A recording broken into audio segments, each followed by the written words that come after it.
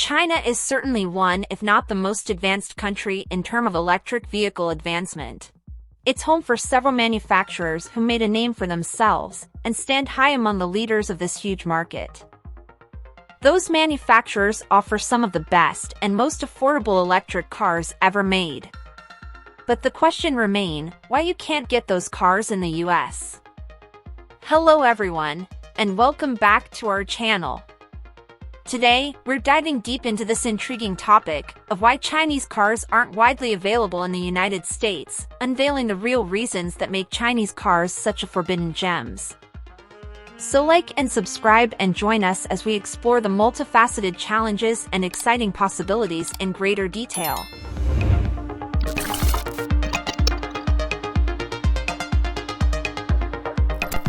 Let's start with the stark contrast in pricing.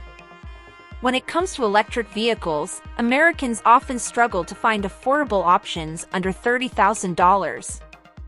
The cheapest EV in the US is the Chevy Bolt, priced around $20,000 after the $7,500 tax credit. However, in China, there's a broad selection of affordable EVs, like the BYD Seagull, starting at just $10,180. This price disparity is not just about base sticker price, it includes freight charges but not state tax. Affordable EVs like the Seagull could play a pivotal role in reducing America's dependence on gasoline cars and help drive the nation closer to achieving a net-zero emission economy by 2050. In China, approximately one-third of new car sales are electric, while the US lags behind with only 5.6% in 2022. This significant difference in adoption rates has profound environmental implications worth considering. Now, let's explore the intricate realm of diplomatic tensions. The complex relationship between Beijing and Washington plays a significant role in the absence of Chinese EVs in the US. Differences on various global policies, from territorial disputes to national sovereignty, make it challenging for Chinese EVs to enter the American market. Even after U.S. Secretary of State Antony Blinken and Chinese President agreed in June to improve relations, the superpowers differ on numerous fronts, creating a complex landscape for trade. Public perception is another layer of complexity. Some Americans might be hesitant to support Chinese brands due to economic rivalries and mistrust. Recent events, such as a spy balloon incident and the government's ban of TikTok from federal devices, have raised suspicions, which could sway public opinion away from Chinese cars, even if they are safe and reliable. And turning our attention to the power source, China's dominance in battery supply is a critical factor. The nation controls key materials like cobalt and lithium, giving them a significant competitive edge. According to research from the New York Times, China controls about 41% of the world's cobalt mining and 28% of lithium, two key ingredients in many long-range EVs. Even if Chinese mining companies don't extract the metals themselves, chances are the materials will still pass through China.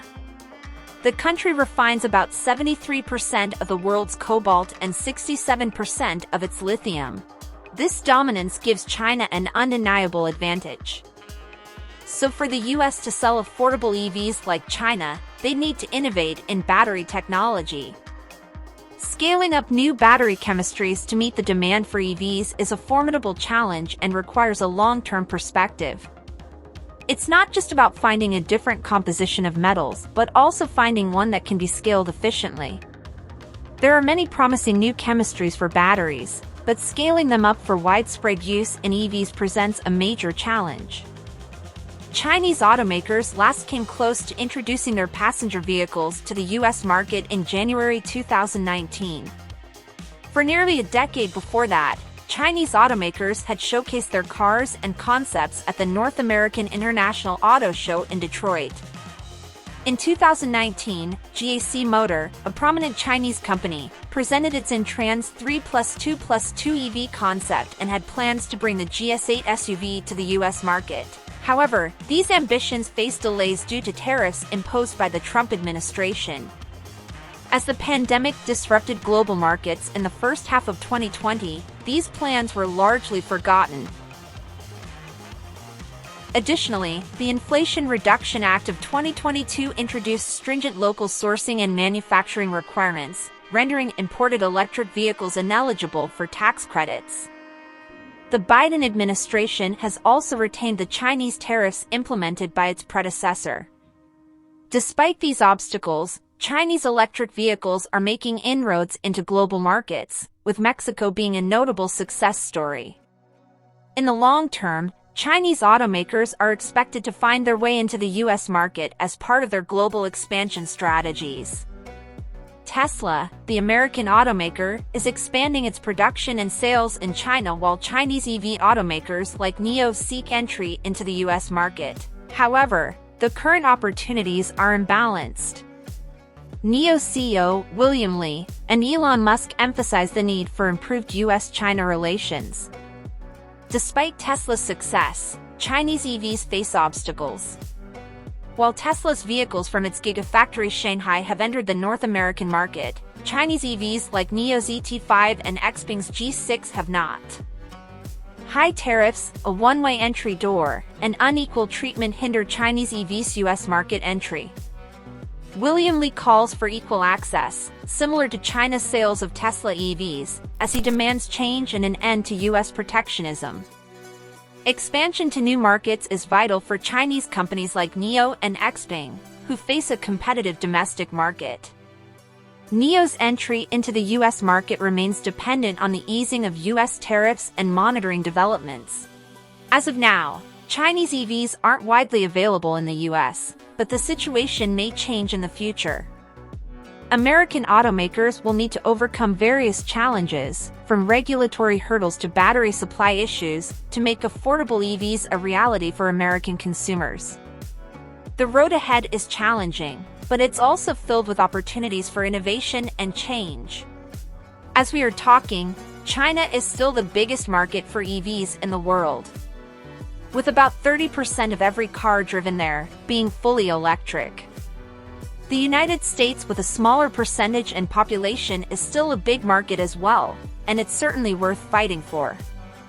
The Chinese automakers have different opinions about that, but we can't deny that additional competition is the main reason that drives advancement. That's all for today's in-depth exploration of why Chinese cars are not sold in the US. We hope you found this comprehensive analysis interesting and informative. If you did, please hit the like button and subscribe for more detailed content.